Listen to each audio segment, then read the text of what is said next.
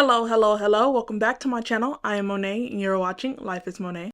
So I have quite a few books to wrap up for you guys today. This is going to be a compilation of books that I've read in July as well as the month of August. So let's just go ahead and get started. The first book I wanted to talk about is The House in the Cerulean Sea. I ended up giving this one about 4 out of 5 stars. We are following this kind of like found family aspect where a male attendant of like the conditions of children. It's very weird to describe like his job, and I can't remember the title right now because it's been too long since I've read it, but he is assigned to go and evaluate this very peculiar and special group home to decide if the kids in their care are being adequately cared for, if this group home should be shut down. And then along the way, he is challenged in his perspective of what is a suitable enough home for very peculiar children who have very different needs that don't fit within a very rigid box structure. I thought it was wholesome. I thought the writing was really well. Personally, and very weirdly, I actually enjoyed Under the Whispering Door more than The House in the Cerulean Sea, and that was very unexpected for me because The House in the Cerulean Sea is definitely the more beloved and it has the more hype, and I understand why, but I just think that I enjoyed Under the Whispering Door just a tad bit better. The next book that I read was 10,000 Stitches. This is the sequel and kind of companion novel to Half a Soul. We are following one of the male characters from the first story, who is this fae that is very caught up in like English society and what it means to hold English virtue, and it is a romantic like fantasy romance story, but it's more of like a regal fantasy romance. This one did not have the same magic and pizzazz as Half a Soul. Actually, the first 40% of the book was really hard for me to get through. It felt sluggish, it didn't feel enticing or interesting, but the latter half of the book really just brought it home for me and I ended up enjoying it more. I think I gave this one 3 out of 5 stars. The next one I read was a nonfiction, and it was You Can't Be Serious by Kal Penn. This is following his life as an up-and-coming actor in Hollywood, as well as his transition to working under the Obama administration. I do think that it's fairly well written. There is this comedic relief throughout the story that really serves as like a deep connection to the readers, because I do think that he is humorous, even though he's not like the most funny person ever. But I do think that his experiences overlaid with like a humorous perspective was really entertaining to see. Unfortunately, I didn't love this one as much because it felt like a very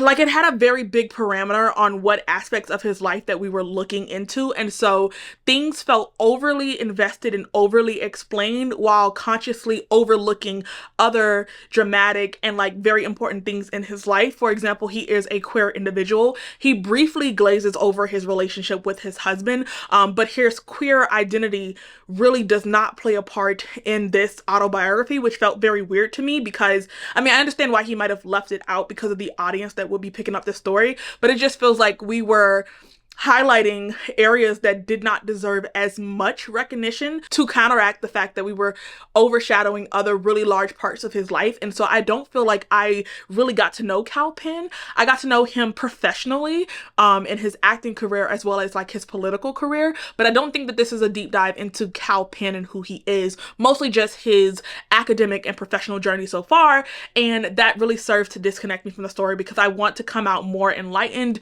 and have a really good perspective on this person behind the scenes and who they actually are, and he just chose to leave out a little bit too much of his life for me. Within that 2-month time frame, I actually managed to finish the Crowns of Myaxia, the first 2 books, which is the first like duology set in this world. This is my first time reading from Carissa Broadbent. I did not start off with Daughter of No Worlds. I don't know why, probably because I just don't like to follow the hype. So I picked up these and I read them, and let's chat. I think for the duology as a whole, I would probably give it like 2.5 stars. It just felt to me that Carissa Broadbent was following the notes and the strokes of the genre and what most readers within this genre love to see, more so than what she could possibly bring to the table. Like the times where I felt she really shined throughout the story was like in the end, like the latter half of this book is probably the best component and really just what made me want to go into reading the sequel, because the like first 60% of this book was just not interesting enough. There was really nothing that tied me to the story or brought the story to life for me. Like it hit every expectation that you expect when you're reading a fantasy romance, but I don't think that this is where she shined as an author. There are, again, moments where I'm like, okay, I can get behind this, but it just feels like the slug up until that point is like us trying to satiate so many different readers and so many different communities to the point where it's almost like she's placating so much that she's not thriving. And that came across on the page for me because most of book 1 and book 2, especially in the beginning, is very, very sluggish. On top of that, the sequel ended up not hitting as much for me because I think it's a combination of the best parts about this book actually happens at the ending. And so you expect book 2 to be like this exciting deep dive into the things that are happening, but it ends up reverting back to like the slow build up to the climax again. And it was just like, I thought we were going to take off now. I thought like the momentum was there. We're going to keep up with the tempo, but it was mostly just like this build up to a crescendo and then again another build up to a crescendo. And it just, I don't know if I needed this to be longer. Like I do think that if this was a trilogy instead of a duology, she would have been forced to pick up the pace more often than not, spreading out what happens across 3 books. But the fact that it was just a duology in a shorter time frame, she just strove to hit less in that time frame. I don't know, it's very weird to describe. Again, 2 stars. I probably still will read Daughter of No Worlds just to see if like she excelled there better. The next set of duologies, like this series is actually 6 books, but it's 3 sets of duologies, and the next duology is going to follow a character that I'm actually interested in, but I don't have like a lot of excitement about going into that duology, nor do I want to pick up the novellas or the standalone novels in this world. I'm not interested in them, but I do think I'm going to pick up the first book in the next duology set just because I want to see where her story is going to go. And I also want to give Carissa a chance to really like jump into her bag and to thrive, because I don't think that this was executed in the best possible way. I just realized that I did not give a synopsis for those 2 books. So we're following Araya, who is a human daughter to a vampire king who is ruthless and brutal and willing to go above and beyond to keep his control over his kingdom. There is this competition that happens once every 4 years in celebration of the goddess Myaxia. And in this competition, you basically fight to the end or to the death. And the winner of this competition will receive a gift from the goddess. And Araya wants to win this competition so that she can serve side by side with her father and not see her humanity as a weakness. So she's looking to gain a magical skill or component throughout this competition by the end of it. And while she's in this competition, she is forced to pair up with a enemy to her father's crown, and a romance actually develops between the 2 of them. Next, I ended up rereading the Atlas 6, and I did not really enjoy the first or second time around. And I have just decided that I don't think Olivia Blake is really the author for me. She seems very like grander in her prose, and it comes across as like rather long-winded, and this was supposed to be like the funnest book that I've seen from her, and I just am not interested enough to keep going. So I am gonna unhaul this duology, or it's a duology right now, but I know for a fact that I'm not gonna want to pick up the trilogy when the last book comes out. So I'm DNFing this series officially. I do own One for My Enemy, which is her retelling on like Baba Yaga and Koschei the Deathless, which is right up my alley. So I am very interested in reading that one. But if it does not work out for me, then this is going to be the end for me and Olivia Blake. And she's going up there with the authors that like I know just does not work for me, and I probably won't be picking up any more of their books. The next one is a beloved book by a beloved author, and that is My Week with Him by Joya Goffney. I have given every single book that I've read from her 5 stars, and I was nervous to see if she was going to keep up with the three-peat with this one, and I had no reason to be concerned because this one was an absolute banger. I just love the thematic messages in her stories. We're following Nikki, who has this huge falling out with her mom and her sister. She doesn't feel welcome or accepted, or like her mom's very emotionally distant, and she holds emotional connection hostage and lords it over her daughter. That's like the best way I can convey it. And so she's at this point where she's tired of seeking out longing and affection and care from her mother, and she's in love with her best friend who has a new girlfriend. She wants to be a singer, and so she decides after this big blowout between her sister and her mom that she's just gonna pack up, she's gonna go to California, and she's gonna pursue her singing career. But her best friend actually begs her to spend 1 week with him while his parents are away on vacation to change her mind about Texas and all the things that Texas has to offer and all of the people in her community that actually do care about her and love her in a way that her mom is just unable to right now. The mother-daughter relationship and depiction in this book really hit me from like just my own perspective and my friends and what I've seen growing up, but also as a mother myself. It brought me to tears. Like I literally cried. It hurt me how many times she left herself vulnerable and she left hope out there just for it to be crushed. And I know that it's really hard to convince someone that they should give up on their parents or their parents is never going to be this picture that they have in their mind, but that is so hard for a child to do, especially with their mother when all they want is to be loved and accepted. And Nikki just really, really wanted that throughout the story. And so it was really hard for her to accept love from other people and people around her because she was so conditioned to the emotional abuse that she got from her mom. It almost felt as though she shouldn't accept anyone's love or she didn't deserve anyone else's love. So just getting to see her accept love and overabundance from everyone around her to build up her own village and her own community was just amazing. I cannot rave about this book enough. Like every single Joya Goffney book has a message to tell, and she's an auto-buy author. It's always going to be a 5-star prediction because she has not lost in 3 books yet. So the next book I completed was Heartstopper Volume 3.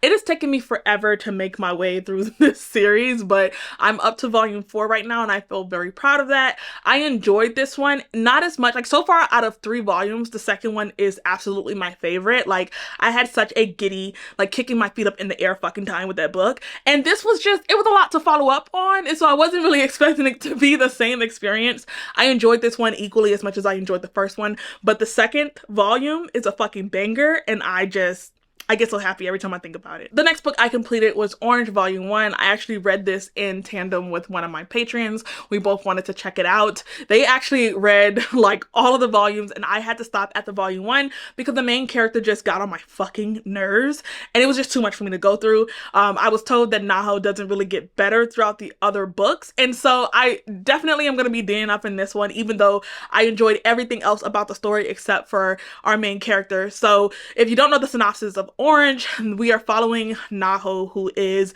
a student in high school, and she receives a letter from her future self warning her that she is getting a new student in school and that it's very important that she establishes a friendship with him as well as offering him protection and care because of some whatever important reason. You know as a reader that this person is going to possibly commit suicide in the future, and so this group of friends that we're following now, they are all mourning the loss of him and wondering how they could have helped him along the way to prevent the possibility of him unaliving himself.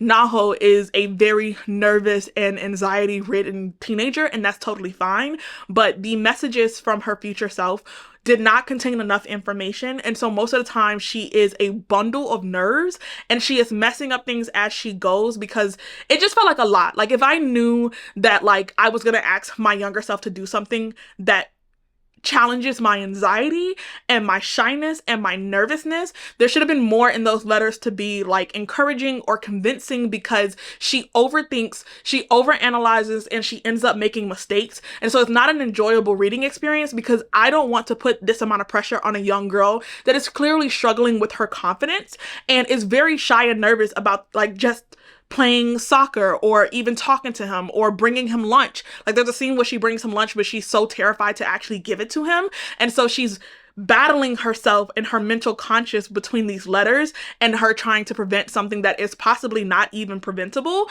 while dealing with her anxiety. And it's terrible. Like I don't understand the logic of doing that to your younger self, knowing that your younger self is going to need a lot much more convincing.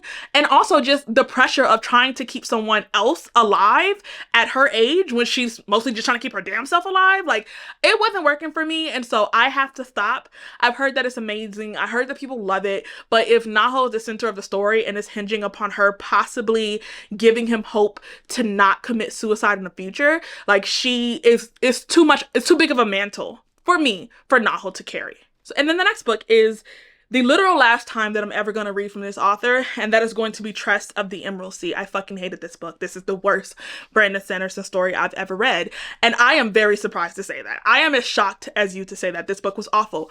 There is a narrator that is pretending or acting like a clown throughout the story, and it tries to break the fourth wall with the readers in such a cringing way, because this is like Sanderson Unleashed. Like, everyone says that this is like such a fun time and such a fun story, and I do think it was fun for him to write it. I think that he had a fucking ball writing this book and telling these awful pun intended jokes that just killed my soul every time I tried to read it. The constant hyperboles and jokings throughout the story, it just was too much for me. And there was moments where the narrator is apparently, he has like his common sense back, but he's narrating us through a story that he was like mentally a Looney Tunes character throughout. And so it's hard to drag him throughout the narrative of the story because he's not a pivotal main character, and so he's telling this from a like third person perspective. But on top of that, sometimes he will refer to himself as like his like silly goofy self, and then sometimes he's referring to himself as, I guess, him like with this curse that was messing up his mentality is broken. And the jokes were just fucking awful, and I wanted it to stop. Like, when there's a line in here that like I'm never gonna get over, where she's like, they're on a ship and she's like, oh, we have to get everybody on board. Well, the other board, haha, because everybody's already on board, get it? And I'm like, please fucking stop. Please. I thought that I was going to enjoy this. I thought that this was going to be the one Sanderson story that like I rode behind, but I realized my era in that no matter how enticing a story is, the way the author executes it and the way the author tells it will kill a story for me. And I am just not a fan of Sanderson's writing. I'm not a fan of his humor. I don't find it funny. I don't enjoy where he spends his time in extra descriptive language around magic systems and like the mechanisms and the schematics of this world and how things really work together. Like, it's a very like inner workings behind the screen of Oz perspective, and like it kills Oz for me. Like, because we're constantly only behind the scenes and watching what everybody is putting into the damn nutcracker, that I can't enjoy the nutcracker. That's the only way that I can explain it. So I gave this 2 stars, and we're just gonna leave it at that. How many Sandersons have I read? I read The Way of Kings, I read Mistborn, I read Skyward, and now Tress of the Emerald Sea. So this was my 4th time giving Sanderson a try, and 4 times a charm. I'm done. The next book that I picked up was The Grace of Kings, and this was a very, very dense and laborious reading process to get through. I don't think that I had realistic expectations for the story because I did not know that this was essentially a fantasy but mostly accurate historical retelling of a specific dynasty in Chinese history. And I think that would have helped shape a lot of my views on this book, because most of the book I was just confused and lost at the pacing that things were unraveling and like the transitions throughout the different plot progressions. I was like, we're moving at a very awkward pace, and I wasn't aware that this series, like this it's like a quartet, is gonna follow an entire dynasty from the fall of one to the rise of the other. That information would have been very pivotal, because most of the time I was just like, I cannot even understand the pacing, but also just the way that the story is written is told in like very little vignettes, and we're constantly like transient throughout the entire story. We're jumping to different characters. For a while I couldn't even figure out our main characters, and the 2 most important characters in the story, you don't spend a significant amount of time with them. It almost feels as though we're being shifted through different moments that matter to a bigger picture. And it was so big brained for me that I was just like, how is he keeping all of this together? Like, how does he know where to put the readers and how long to leave us there before shifting to something else? And so it just felt like a shard of like broken mirror pieces that only the author knew what like the final picture was going to be. And so for a majority of the book, I felt as though I was forced to get into the author's brain. Like, okay, it's a big brain book and I love that for you. I'm amazed at like what you've put together, but I have to be on the same wavelength as you mentally to enjoy it because of the, you know, just the aura and, you know, where you were when you wrote the story. We have to get in tune with that to enjoy the book. Now, when I was done, I did a lot more research because I was just really fucking confused, and I realized that, again, this follows an entire dynasty. And I watched a YouTube video, and it followed every single plot point in this story. Like, even the things that didn't really make sense and had no explanation for it, the author plugged in like gods toying with humans and influencing events. And so like even the things that were just so minute and so random actually happened in history. And so it just felt like a real historical retelling of an author just filling in any gaps or plot holes that wouldn't make sense to the reader with gods, like meddling gods. I don't know if I want to read like all of the books because I'm even more confused now. Like the world was hard for me to like visualize because like there's a lot of people riding on like horsebacks, but then we also have spaceships. And like I understand that it's supposed to be like silk punk, but what the fuck is silk punk? Like I couldn't envision nothing. I was confused. I'm trying to like get a feel for the setting. Like it just, there was nothing for me to grapple onto. Not the characters, not the plot, not the world, not even the historical events that are significant throughout the story because I wasn't aware of that. And so it just felt like a very aloof reading experience. And I'm still not sure if it's worth me going into all the other books. So if you've read it, comment down below if I should continue on because this was more difficult to get through than A Memory Called Empire, and that's saying a lot. The next book I read was Thornedge. This is a novella and a new release by T. Kingfisher.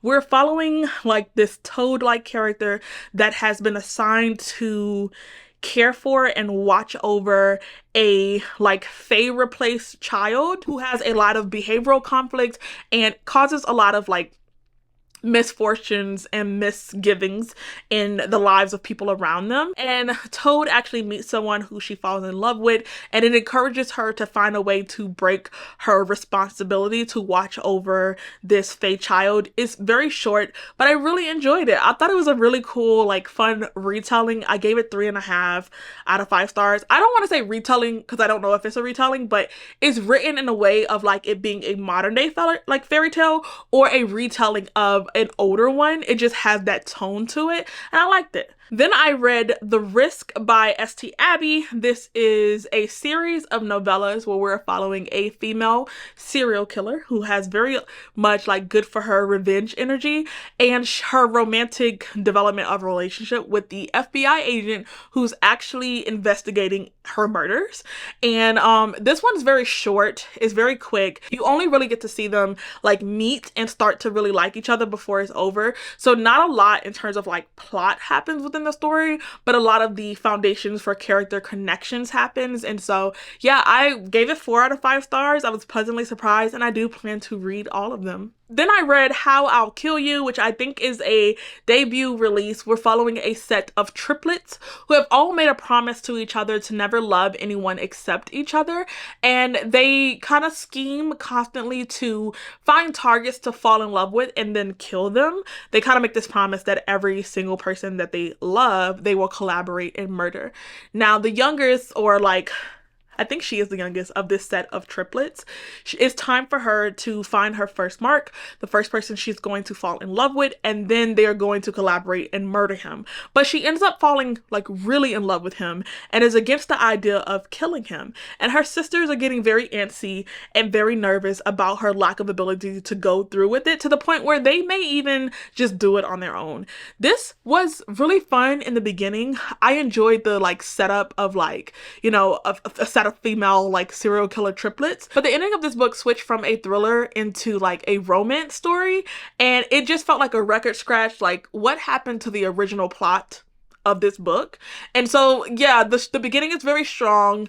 The ending is an entirely different genre on its own. Like, I don't even want to entertain the possibility of a happily ever after in my murder thrillers. So 2 stars. Then I read Getting Schooled by Christina C. Jones. This is a set of novellas that I really enjoyed. I want to say that the third one, can't think of what it's called, but I'll put the picture here. The third one was my favorite out of the series, but I gave the first novella 3 stars. The second novella, I think I gave 3 stars, and then the last one I gave 4.5. So these are really cute, short romance stories between a group of brothers. The first one follows a teacher's assistant falling in love with a male student in the classroom. There's disability rep in that one as well.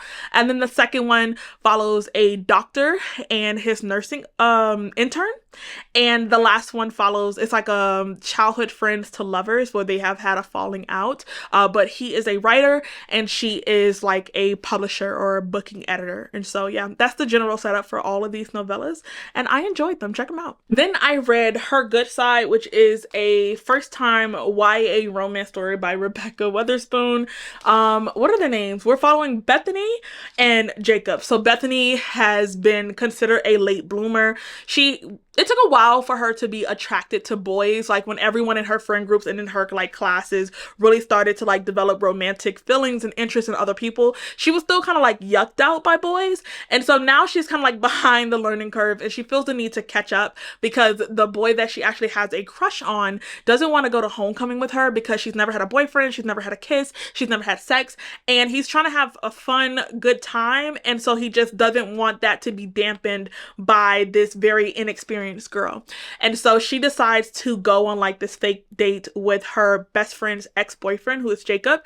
And he's not necessarily a late bloomer, but basically like over the summer he glowed up, he got taller, more muscular, voice deeper. All of a sudden he's more attractive and he has all these girls coming at him and he doesn't really know how to maintain like long-term relationships or how to show interest in them or do the boyfriend thing because all of this stuff is like really new to him. And so they decide to kind of fake date each other and get into the practice of what it means to actually be in a relationship with someone as this build up to homecoming comes, and there is this development of a romantic like relationship between the two of them. I thought it was really cute.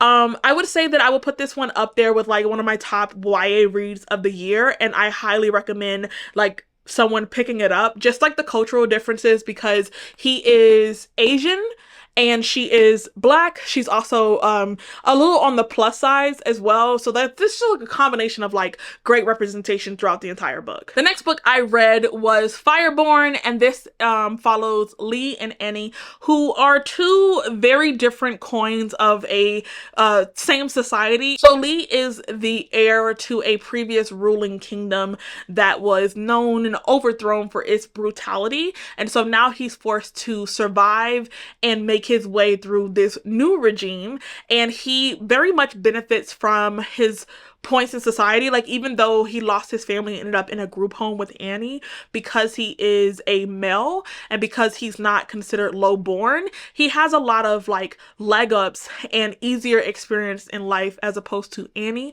who ended up in a group home as a result of the brutality of Lee's parents, and she is considered like peasant or low born. And so even though this new society is supposed to be like a meritocracy, they take a test. It's like one big one, they get one shot at it, and depending on how high they score, they land in like different levels from gold all the way to like iron and copper. And so even though she would be considered lowborn to the previous regime, she is now a gold in the new society. They had a very deep connection, struggling through the group home when they were young, but now they're older. They're both competing to be a lead dragon rider in this new society.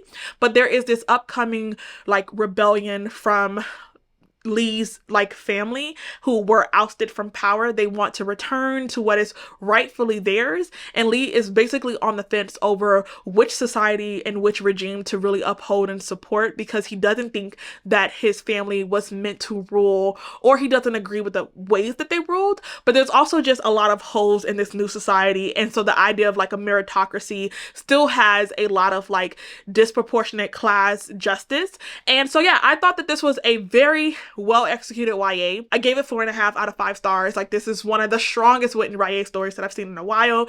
I have seen everyone really love the series, especially I've heard nothing but amazing things about the last one, and I was pleasantly surprised. So I am going to continue like with the entire trilogy. I look forward to it, and it's a very good like dupe to Fourth Wing. I think it's much better written than Fourth Wing, but if you're looking for that same type of feel, then I would suggest this one. One of the things that I think the author executed very, very well is the nuances of society when you are in a different class system and caste system, because amongst the gold, Annie always feels like she doesn't really deserve to be there and that she is still this peasant, low-born girl, even though she's a part of the Gold Society and she's one of the top dragon riders in her class. But then she actually gets to travel the countryside and go back to communities and villages like the one that she was raised in, and she is treated like an outsider. And I do think that it was like so, like the juxtaposition was so well done of like feeling like an outsider or an imposter to where you are and how far you've come, but also feeling like an imposter to your old self and a betrayal to the community in which you originated. I loved following Annie's perspective, and I highly recommend it. And the next one is a top read of the year for me as well, and that is going to be The Wishing Game. I literally just finished this book 48 hours ago, and I loved it so freaking much. It's not a fantasy story, but it can exist like within that world with like a little magical realism. We're following Lucy, who is a young teacher's aide. One of the young boys in her school, his name is Christopher, he loses both of his parents, and so he is shuffled throughout the foster system, and Lucy feels a deep connection to him. She longs to adopt him, to foster him, and to be his mother, to formulate a family with him in a way that she has not felt close to her own family because they are estranged. But she is struggling financially. She doesn't have a lot of money. She doesn't have a village or a really steep support system, and so she is battling a foster care system where she doesn't check off everything on paper, even though she would provide the emotional love and support. He's opted to be placed with a family that checks all the boxes, even though they don't necessarily like love him or care about him emotionally, but they go through the motions of doing what the state requires. And so she is basically barred from fostering and loving a child because of her financial situation. Throughout this world, there's this really huge children's author who has disappeared for the last decade, and he has not written anything. He's been struggling a lot with his life. He's been drinking himself into a stupor. Everyone's been trying to get him to open up again, to start writing again, but he's very secluded on this island that he calls Clock Island, which is a part of the world that he built in his children's books. And so randomly he does this kind of like Willy Wonka and the Chocolate Factory thing where he sends out riddles to the world and invites individuals to participate in this game for a single, only ever like produced copy of the next book in this Clock Island series. And Lucy decides to participate because in her mind, if she can get her hands on this manuscript and she can sell the story, then she can finally have enough money to foster Christopher and have a family. And so it just feels like everybody is in need of a miracle, and it's so fun. It really was like Charlie and the Chocolate Factory, where everyone's like kind of competing and you're seeing like who's deserving of it, who is an adult but still, you know, believes in the magic of a childhood. And again, everybody is in need of a wish. And it's a very beautiful conversation around, you know, how do we decide where kids are placed into different homes? There's also an individual who's queer within the story that is very, you know, financially successful, but is unable to adopt a child because of his queer status and, you know, his age at that. And so it makes you question how many amazing homes are constantly overlooked because of some arbitrary, rigid system that on paper sounds good because you can, you know, feed a child, clothe a child, and take them to or from their doctor's appointments, but they are missing that vital human connection and love and just emotional and mental development that they're not getting in their home, just because, again, this is a home that checks off all the right boxes instead of the wrong ones. And 6 out of 5 stars. I freaking love the story. It was so fun. It had all the magic of some of my favorite childhood stories, and I really love the ending. I love a found family story, and I love just watching their connections with each other. It was so fun. Highly recommend you check it out. I'm sorry that this wrap up was mighty long, but I've been reading some really cool stories and I wanted to make sure that I discussed them on my channel. Comment below any book you will or maybe you won't be picking up due to what I discussed today, and I will see you guys in my next one. Bye.